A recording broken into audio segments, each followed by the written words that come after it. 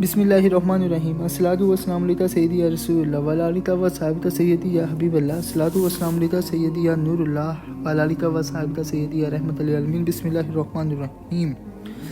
حضرت ابو بکر صدیق رضی اللہ عنہ سے روایت ہے کہ حضور نے فرمایا، میری امت کے لوگ ایک پست زمین میں جس کا نام بصرہ ہوگا، ایک دریا کے نزدیک اتریں گے جس کو دجلہ کہتے ہیں۔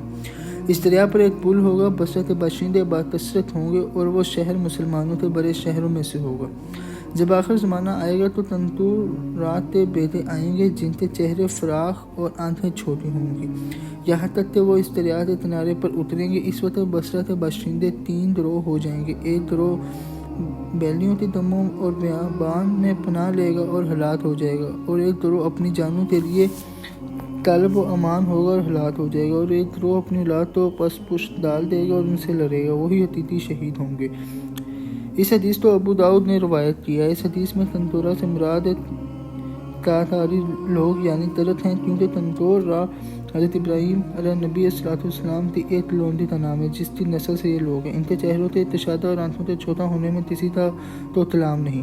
البتہ حدیث میں بصرہ کا لفظ ہے، مگر اس سے مراد شہر بغداد ہے، کیونکہ دریائے دجلہ اور پل بغداد میں ہے نہ کہ بصرہ میں۔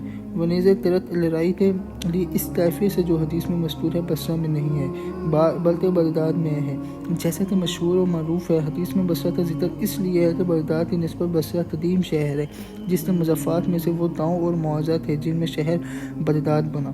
علاوہ ازیں بغداد کے نزدیک ایک گاؤں کا نام بھی بصرہ ہے۔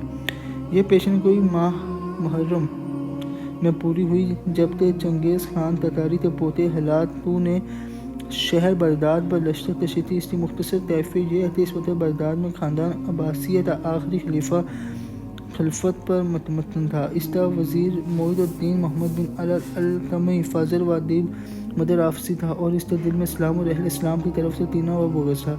وزیر مستور شہزادہ ابو بکر اور امیر کبیر رکن الدین و دیدار کا بھی دشمن تھا، کیونکہ یہ دونوں اہل سنت تھے، اور انہوں نے یہ سن کر کہ ترخت رافضیوں نے اہل سنت سے تعرض کیا ہے، ترخت کو لوٹ لیا تھا اور روافض کو سخت سزائیں دی تھی۔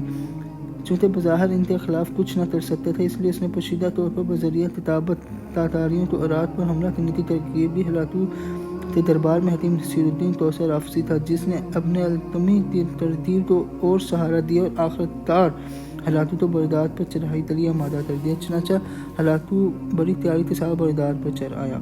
لشکر بغداد بصرہ ترددی رکن الدین دیدار مقابلے کے لیے بھرا اور بغداد کے 2 منزل کے فاصلے پر ہلاکو کے مقدمے لشکر سے جس کا سردار تاجیو تھا متبعد ہوئی۔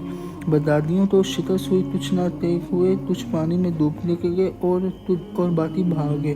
تاجیوں آگے بڑھا اور دریائے دجلہ کے مغربی کنارے پر اترا۔ ہلاکو نے مشقت سے حملہ کیا اور بغداد کو گھیر لیا۔ اس وقت ابن التمی نے خلیفہ کو صلح کا مشورہ دیا اور کہا کہ میں صلح کی شرائط ٹھہرانے جاتا ہوں۔ چنانچہ وہ گیا اور واپس آتے خلیفہ معتصم سے کہنے لگا، اے امیر المومنین، ہلاکو کی دلی خواہش ہے کہ اپنی بیٹی کا نکاح آپ کے بیٹے امیر سے کر دے اور آپ کا منصب خلافت پر قائم رکھے، مگر وہ صرف آپ سے اتنا چاہتا ہے کہ آپ اس کی اطاعت تسلیم کریں، پھر وہ اپنا لشکر لے کر واپس چلا جائے گا، لہٰذا آپ اس پر عمل کریں، کیونکہ اس طرح مسلمان خون ریزی سے بچ جائیں گے۔ یہ سن کر خلیفہ امن و امان ہو کر نکلا۔ خلیفہ معین ارکان و اعیان سلطنت طلب امن و امان ہو کر نکلا۔ وہاں پہنچا تو وہ ایک خیمہ میں اتارا گیا۔ پھر وزیر مستور شہر میں آیا اور علماء و فقہاء سے کہا کہ آپ شہزادے کے عقد میں شامل ہوں۔ چنانچہ وہ بغداد سے نکلے اور قتل کیے گئے۔ اسی طرح عقد کے بہانے سے ایک کے بعد دوسرا گروہ بلایا گیا اور قتل کیا گیا۔ پھر خلیفہ کے حاشیہ نشین طلب ہوئے اور قتل کیے گئے۔ پھر خلیفہ کی سب اولاد قتل ہوئی۔ خلیفہ کی نسبت کہا گیا ہے کہ کافر ہلاکو نے اسے رات کے وقت بلایا اور کئی باتیں دریافت کی، پھر اس کے قتل کا حکم دیا۔ ہلاکو ظالم سے کہا گیا کہ اگر خلیفہ کا خون گرایا جائے گا تو دنیا تاریخ ہو جائے گی اور تیرا ملک تباہ ہو جائے گا، کیونکہ وہ حضور کے چاچا کی اولاد میں سے ہے اور دنیا میں خلیفۃ اللہ ہے۔ اس پر وہ سندل حکیم نصیر الدین توسیع کھڑا ہوا اور کہنے لگا کہ وہ مار ڈالا جائے گا مگر اس کا خون نہ گرایا جائے۔ اس بیچارے کو ایک بوری میں بند کرتے ہتھوڑوں سے مار ڈالا گیا۔ بعض کہتے ہیں کہ اسے لاتوں سے مار ڈالا گیا اور اس کے امیروں سے ایک تو بھی زندہ نہ چھوڑا گیا۔ پھر شہر بغداد میں خون ریزی ہوئی، اکثر باشندے شہید ہوئے، 30 دن سے کچھ اوپر قتل جاری رہا۔ کہا گیا کہ مقتولین کی کل تعداد 18 لاکھ تھی۔ میرے دل سے تو اللہ اپنے پیارے رسول اور پیارے حبیب حضور صلی اللہ علیہ وسلم پر اپنا فضل اور اپنا کرم فرمائے۔ 22 ختم نبوت زندہ باد، پاکستان زندہ باد۔ اللہ حافظ۔